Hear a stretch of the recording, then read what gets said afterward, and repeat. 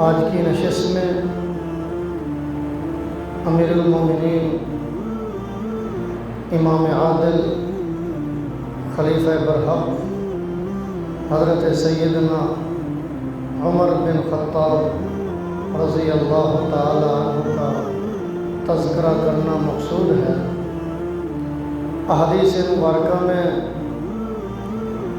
تاریخی واقعات میں حضرت عمر بن خطاب رضی اللہ تعالی عنہ کے بارے میں جو فضائل و مناقب بیان ہوئے ہیں ان کا کچھ تذکرہ اور اس کی کچھ جھلکیاں آپ حضرات کے سامنے پیش کرنا مقصود ہے۔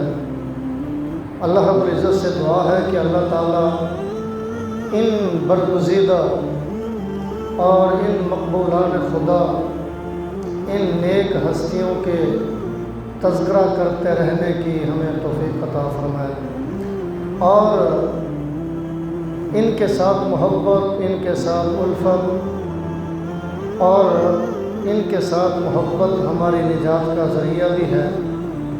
اللہ ہم سب کو ان کے نقش قدم پر، ان کے نقوش ہائے زندگی پر چلنے کی توفیق عطا فرمائے۔ امیر المومنین حضرت عمر بن خطاب رضی اللہ تعالی عنہ مسلمانوں کے دوسرے خلیفہ ہیں۔ نبی مہربان صلی اللہ علیہ وسلم کے صحابی ہیں۔ باقی جتنے صحابہ ہیں وہ سب کے سب نبی مہربان صلی اللہ علیہ وسلم کے مرید ہیں، اور حضرت عمر یہ مراد ہے۔ نبی صلی اللہ علیہ وسلم نے اللہ تبارک و تعالیٰ سے رو رو کر عمر کے اسلام لانے کی التجا کی، اللہ سے درخواست کی، دعائیں کی۔ اللہ نے نبی صلی اللہ علیہ وسلم کی ان دعاؤں کو قبول فرما کر حضرت عمر بن خطاب کو نبی کا غلام بنا دیا۔ امیر المومنین حضرت عمر بن خطاب رضی اللہ تعالیٰ عنہ کے فضائل کیا ہیں، ان کے مناقب کیا ہیں؟ نبی مہربان صلی اللہ علیہ وسلم کے کچھ ارشادات ان کی عظمت کے لیے کافی ہیں۔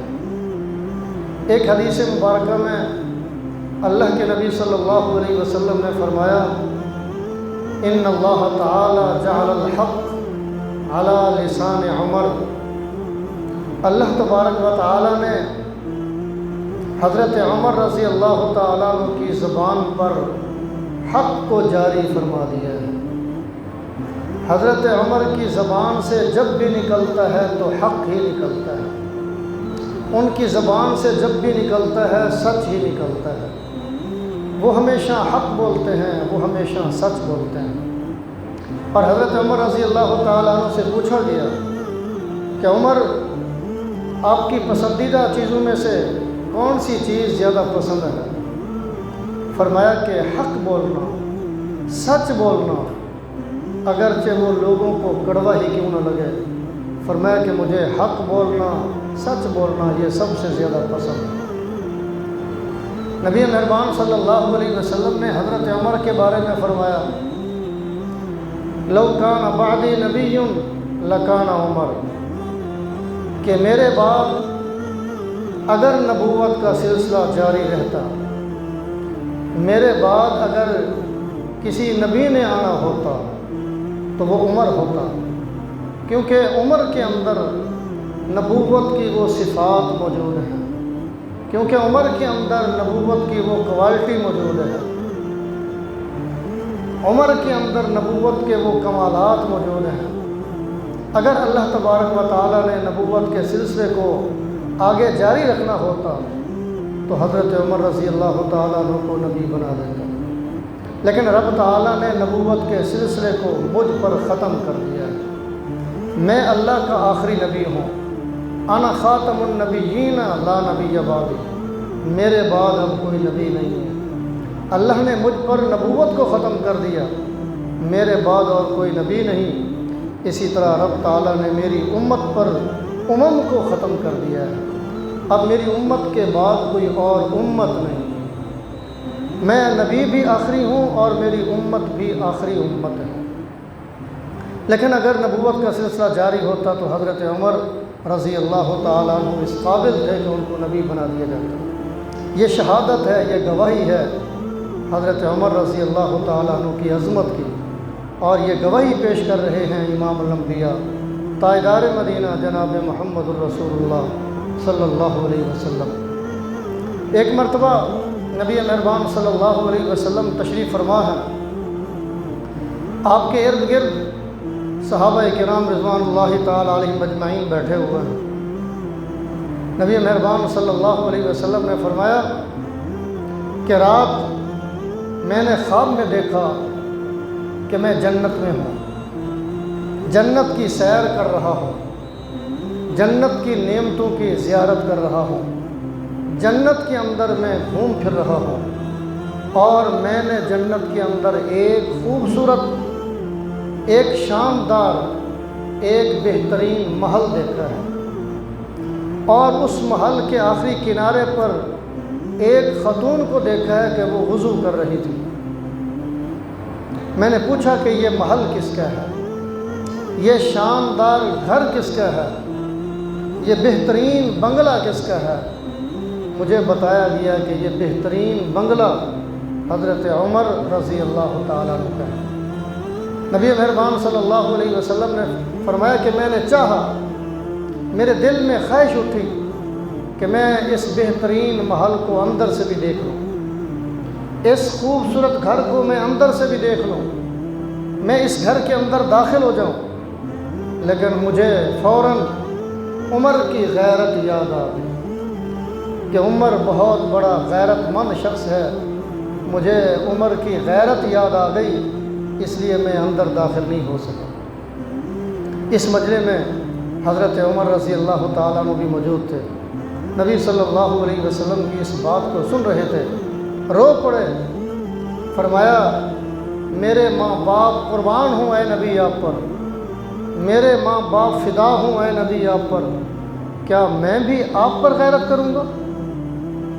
آپ نے جنت کے اندر میرا وہ خوبصورت محل دیکھا تھا، آپ کو وہ محل اچھا لگا تھا، آپ کو خوبصورت لگا، آپ اندر تشریف لے جاتے، کیا میں آپ پر غیرت کرتا؟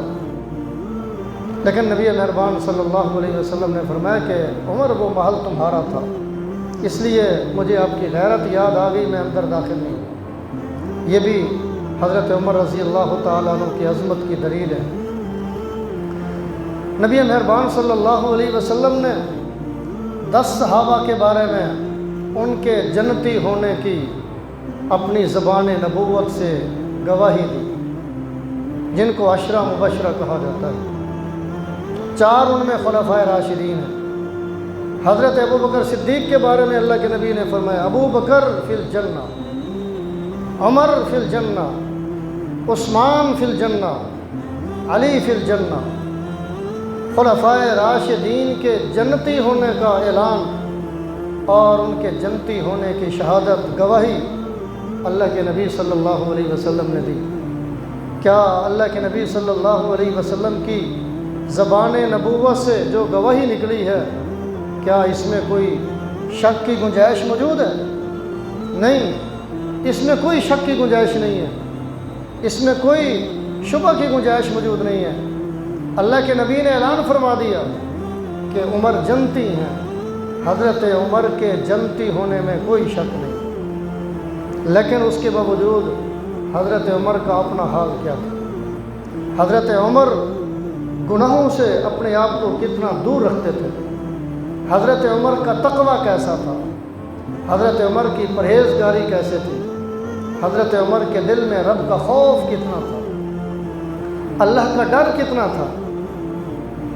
ادھر اللہ کے نبی صلی اللہ علیہ وسلم سے خود اپنے جنتی ہونے کی گواہی سن چکے ہیں، اپنے جنتی ہونے کا اعلان سن چکے ہیں، اور اپنے کانوں سے خود اللہ کے نبی صلی اللہ علیہ وسلم سے سن رکھا ہے کہ عمر فی الجنہ، عمر جنتی ہیں۔ لیکن اس کے باوجود ان کے دل میں اللہ کا جو ڈر تھا، اللہ کا جو خوف تھا، اتنا زیادہ تھا کہ ایک مرتبہ حضرت حذیفہ بن یمان رضی اللہ تعالیٰ عنہ سے پوچھا، اور ان کے قریب گئے، ان کے پاس گئے، یہ حضرت حذیفہ بن یمان وہ صحابی ہیں جن کو صاحب السر کہا جاتا ہے، جن کو نبی صلی اللہ علیہ وسلم کے راز معلوم تھے، جن کو اللہ کے نبی صلی اللہ علیہ وسلم نے کچھ راز بتائے تھے۔ وہ رازدار نبی تھے، وہ رازدار نبوت تھے، اور نبی صلی اللہ علیہ وسلم نے ان کو کچھ منافقین کے نام بتا رکھے تھے کہ اس وقت بھی کچھ منافقین مسلمانوں کے اندر، مسلمانوں کی جماعت میں، مسلمانوں کی صفوں میں موجود ہیں۔ ان کے نام بنام اللہ کے نبی صلی اللہ علیہ وسلم نے حضرت حذیفہ کو بتا دیے تھے۔ حضرت عمر ان کے پاس گئے اور ان سے پوچھا، حذیفہ تمہیں رب کی قسم ہے، اللہ کے نبی صلی اللہ علیہ وسلم نے منافقین کی جو فہرست تمہیں بتا رکھی ہے، ان منافقین میں کہیں عمر کا نام تو نہیں ہے؟ ان منافقین میں کہیں عمر کا نام تو نہیں ہے؟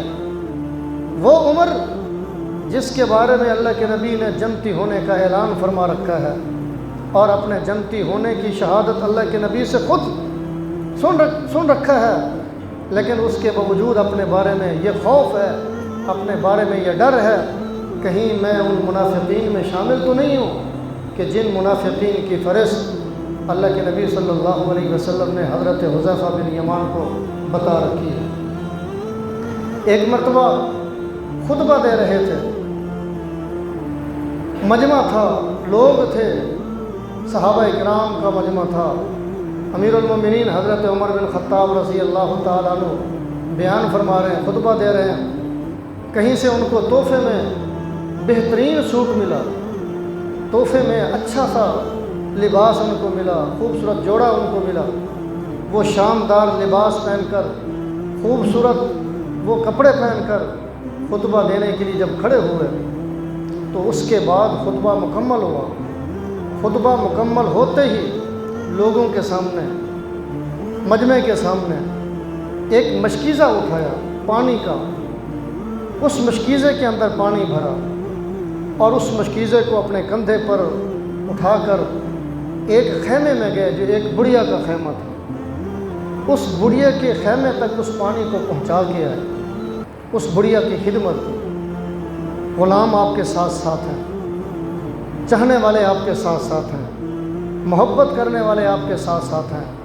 ان محبت کرنے والوں نے کہا امیر المومنین، ان چاہنے والوں نے آپ سے کہا امیر المومنین، اگر آپ ہمیں حکم فرما دیتے تو یہ خدمت ہم انجام دے دیتے، یہ کام ہم سر انجام دے دیتے، پانی کا مشکیزہ اٹھا کر اس بڑھیا کے خیمے تک ہم پہنچا دیتے، آپ ہمیں صرف حکم کرتے۔ حضرت عمر رضی اللہ تعالیٰ عنہ نے کیا شاندار جواب دیا، فرمایا کہ کہیں سے وہ خوبصورت لباس آ گیا تھا، وہ لباس جب میں نے پہنا، وہ لباس جب میرے جسم کے ساتھ ٹچ ہوا، وہ لباس اچھا تھا، خوبصورت تھا، میرے دل کے اندر کچھ تکبر سا پیدا ہو گیا، میرے دل کے اندر فخر پیدا ہو گیا، تکبر پیدا ہو گیا کہ میں نے بہت اچھا لباس پہنا ہوا ہے، خوبصورت لباس پہنا ہوا ہے، میرے دل میں تکبر پیدا ہوا۔ اس تکبر کو اپنے جسم سے، اپنے نفس سے نکالنے کے لیے میں نے سب کے سامنے پانی کا مشکیزہ بھرا، اٹھایا اور اس بڑھیا کے خیمے میں جا کر پہنچا دیا۔ یہ تکبر میرے دل میں کیوں پیدا ہوا؟ آپ اندازہ لگائیں کہ اچھا لباس پہننے سے دل میں تکبر پیدا ہو جاتا ہے، تو بہترین خوبصورت آرام دہ اور بڑی قیمتی گاڑی پر بیٹھ کر ہمارے دلوں میں کیسا تکبر پیدا ہوتا ہو۔ جب ہمارے پاس دولت کے انبار لگ جاتے ہیں، سرمایہ ہمارے پاس آ جاتا ہے، پیسہ ہمارے پاس آ جاتا ہے، دولت ہمارے پاس آ جاتی ہے، تو ہمارے اندر کیسے تکبر پیدا ہوتا ہو۔ اس تکبر کا علاج کے لیے، اس تکبر کو اپنے نفس سے نکالنے کے لیے حضرت عمر رضی اللہ تعالیٰ عنہ نے یہ علاج کیا۔ بزرگوں کا طریقہ تھا کہ جب ان سے کوئی غلطیاں سرزد ہوتی، ان کے دل کے اندر، ان کے نفس کے اندر کوئی تکبر پیدا ہوتا، کوئی روحانی بیماری پیدا ہو جاتی، تو اس کے توڑ کے لیے اس کا علاج کرتے تھے، نوافل کثرت سے پڑھتے تھے، اللہ کے حضور توبہ کرتے تھے، اور ایسا وہ کام کرتے تھے کہ جس کی وجہ سے اپنے نفس کو مارنا مقصد ہوتا تھا، اپنے نفس کو لوگوں کے سامنے ذلیل کرنا مقصود ہوتا تھا۔ یہ در حقیقت روحانی بیماریوں کا یہ علاج ہے۔ یہ بزرگ حضرات ہمارے بڑے نیک لوگ، متقی، پرہیزگار مشائخ کا یہ طریقہ علاج ہے کہ روحانی بیماریوں کو نکالنے کے لیے یہ طریقہ اختیار کرتے ہیں، اپنے نفس کو مارتے ہیں۔ امیر المومنین حضرت عمر رضی اللہ تعالیٰ عنہ کا جو دور ہے، دور خلافت ہے، وہ بڑا مثالی دور خلافت ہے۔ ان کی جو حکمرانی ہے بڑی مثالی حکمرانی ہے، اور امت کے لیے ان کا دور خلافت نمونہ بن گیا ہے۔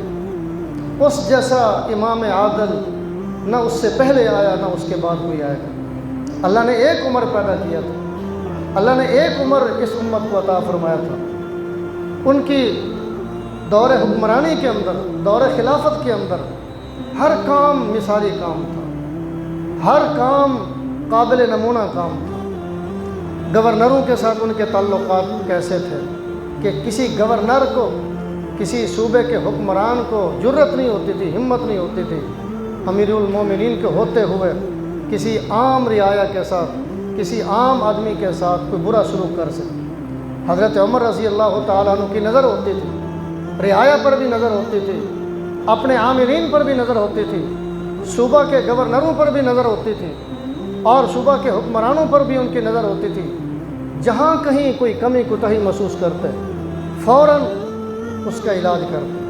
بلکہ اپنے دور خلافت میں کچھ گورنروں کو معزول بھی کر دیا اور ان کو عہدے سے ہٹا بھی دیا، ان کو معزول کر دیا، عہدے سے ہٹا دیا، لیکن کسی گورنر کو یہ جرت نہیں ہوئی، ہمت نہیں ہوئی کہ وہ حضرت عمر رضی اللہ تعالیٰ عنہ کے سامنے کہہ سکے کہ مجھے آپ نے کیوں ہٹایا ہے، مجھے آپ نے معزول کیوں کیا ہے۔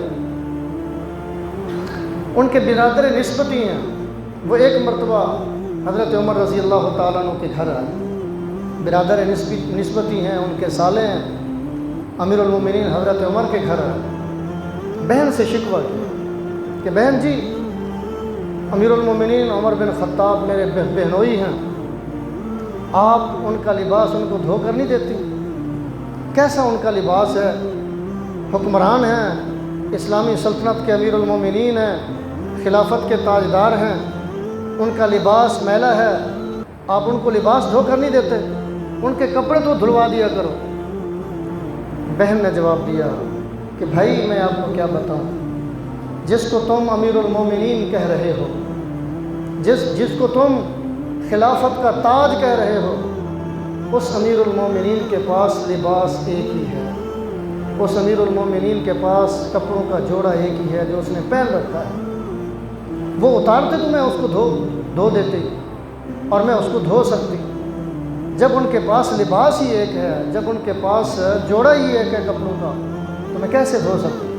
یہ امیر المومنین ہے، یہ وہ حکمران ہے، یہ وہ عادل حکمران ہے کہ جن سے ایران بھی ڈرتا تھا، ایران کے کسریٰ وہ بھی ڈرتے تھے، روم کے قیصر وہ بھی ڈرتا تھا، بڑی بڑی سلطنتوں کے، بڑی بڑی بادشاہتوں کے بادشاہ ان سے ڈرتے تھے، لیکن ان کی اپنی حالت یہ ہے، ان کا اپنا جو مزاج ہے وہ یہ ہے کہ مدینہ کے اندر قحط پڑا، تو اس قحط کے دوران حضرت امیر المومنین رضی اللہ تعالیٰ عنہ نے فیصلہ کیا کہ لوگ بغیر سالن کے کھانا کھا رہے ہیں، روٹی کھا رہے ہیں، جب تک یہ قحط ہے تب تک میں سالن کے ساتھ روٹی نہیں کھاؤں۔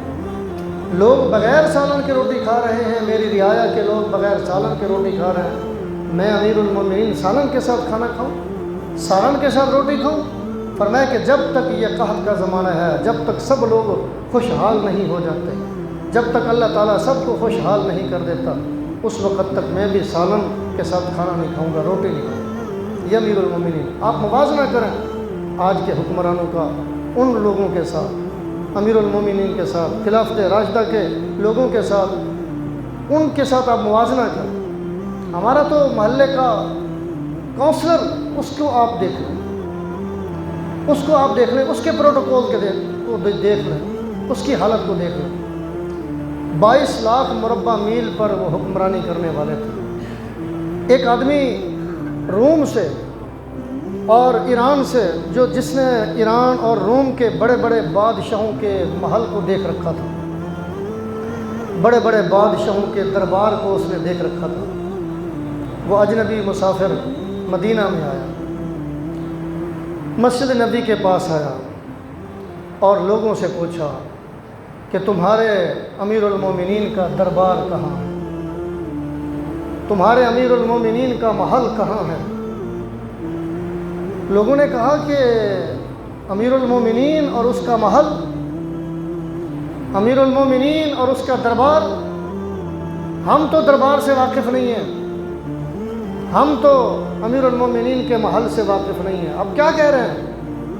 اس نے کہا کہ میں تو عمر کی بڑی ہیبت سن کے آیا ہوں، عمر کا بڑا دبدبا سن کے آیا ہوں، عمر کا رعب سن کے آیا ہوں، عمر کی عدالت کے چرچے سن کے آیا ہوں، دور دراز علاقے سے میں آیا ہوں، اور میرا خیال یہ تھا کہ ان کا کوئی بہت بڑا دربار ہوگا، ان کا کوئی بہت بڑا محل ہوگا، مجھے بتاؤ کہ تمہارے امیر المومنین کا دربار کہاں ہے، اس کا محل کہاں ہے؟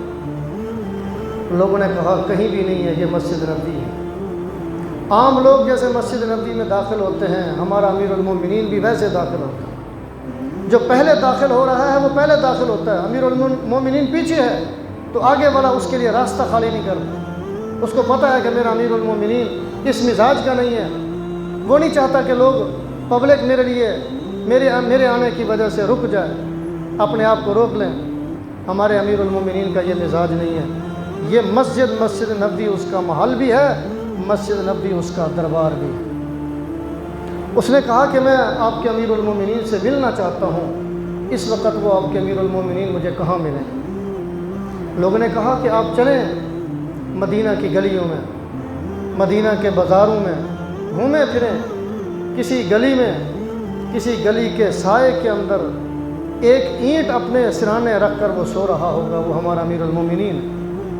وہ آدمی تلاش کرتے کرتے چلتے چلتے کبھی اس گلی میں کبھی اس گلی میں، ایک گلی کے آخر میں اس نے دیکھا کہ اس گلی کے سائے میں ایک بندہ لیٹا ہوا ہے، بڑا طویل القامت ہے، بڑا خوبصورت ہے، اور اس نے سر کے نیچے ایک اینٹ رکھی ہوئی ہے، وہاں وہ آرام کر رہا ہے۔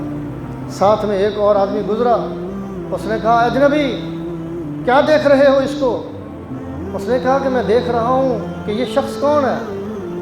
اس آدمی نے کہا کہ یہ ہمارا امیر المومنین عمر بن خطاب ہے۔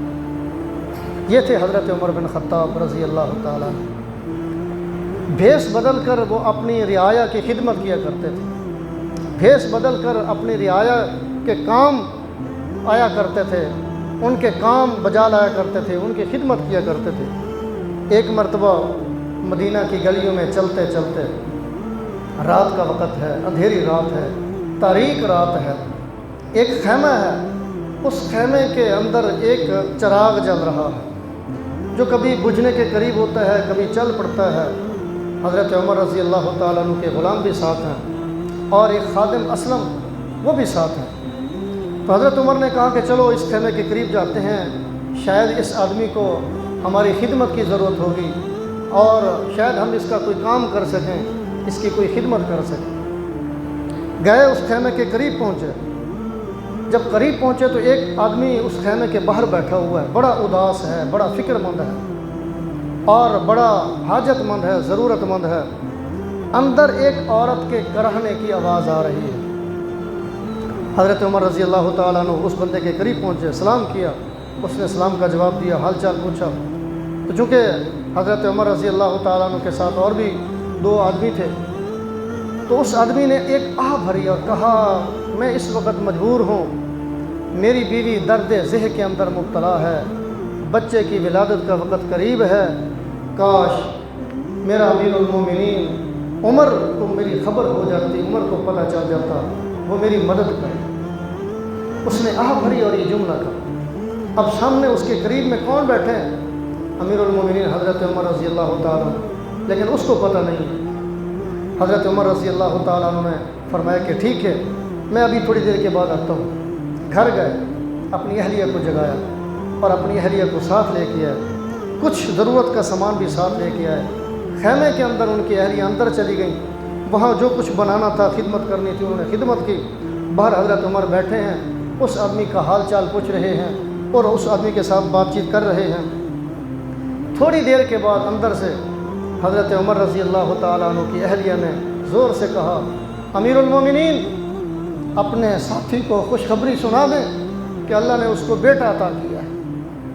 اپنے ساتھی کو خوشخبری سنا دیں کہ اللہ نے اس کو بیٹا عطا کیا ہے۔ جیسے ہی امیر المومنین کا لفظ اس آدمی کے کانوں میں پڑا، وہ چونک اٹھا، ڈر گیا کہ یہ تو امیر المومنین ہے، یہ پہلے آئے تھے تو میرے دل میں یہ بات تھی کہ کاش امیر المومنین تک خبر پہنچ جاتی، امیر المومنین ہماری مدد کرتا، یہ تو امیر المومنین ہے، اب میرا کیا حال ہوگا۔ وہ گھبرا گیا کہ امیر المومنین پتہ نہیں میرے ساتھ اب کیا کریں گے، میرے ساتھ کون سا فیصلہ کریں گے، وہ گھبرا اٹھا۔ حضرت عمر رضی اللہ تعالیٰ عنہ نے جب اس کو دیکھا، تسلی دی، فرمایا کہ نہیں اجنبی میرے بھائی، گھبرانے کی ضرورت نہیں ہے، یہ تم نے جس امیر المومنین کو حاکم بنایا ہے، جس امیر المومنین کو تم نے جس کو تم نے حکمران بنایا ہے، وہ در حقیقت تمہارا حکمران نہیں ہے، وہ تمہارا نوکر ہے، تمہاری خدمت پر وہ مجبور ہے، تمہاری خدمت کو وہ سعادت سمجھتا ہے۔ یہ تھے ہمارے اسلام کے درخشندہ ستارے، اسلام کے یہ بانیان کہ جن پر اسلام کو فخر ہے۔ اللہ ہم سب کو عمل کی توفیق عطا فرمائے۔